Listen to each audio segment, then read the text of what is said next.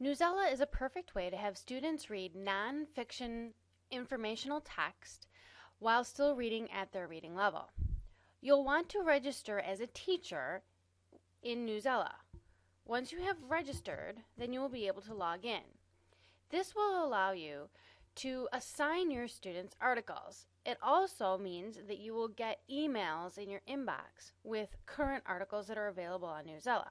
It's kind of a good way to remind you that you have the tool. Once you have logged in, if you're not exactly sure what you are looking for, you can just browse.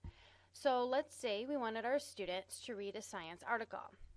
So you can click on science and say, this is one that the students would be interested in, and it works out for us because we're talking about maybe mammals. Once you have logged into the account, you can change the Lexile rate of the article. So if I scroll down, you'll see this is written at a fairly high level. If I click the 430, it will change the reading level of this exact piece of literature. So now you'll see this paragraph has now been changed so that the vocabulary is easier for students to read and the sentences are shorter.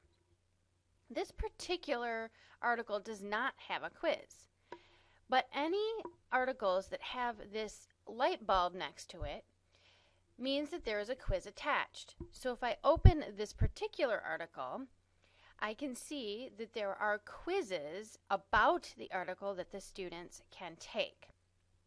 If you set up a class, which I will show you later, you can then assign this particular article and this particular quiz to a class that I have already created.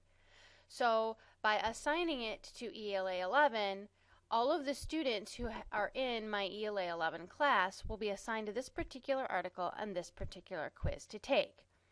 I will then get the responses to the students' quiz questions in my account. You can create classes by clicking on your name in the top left. Here, you can add as many classes as you would like, simply by typing the name of them. So maybe ELA 9, this is going to be for grade 9, and add the class. This generates a class code. This is what you will give to the students so that they are attached to you.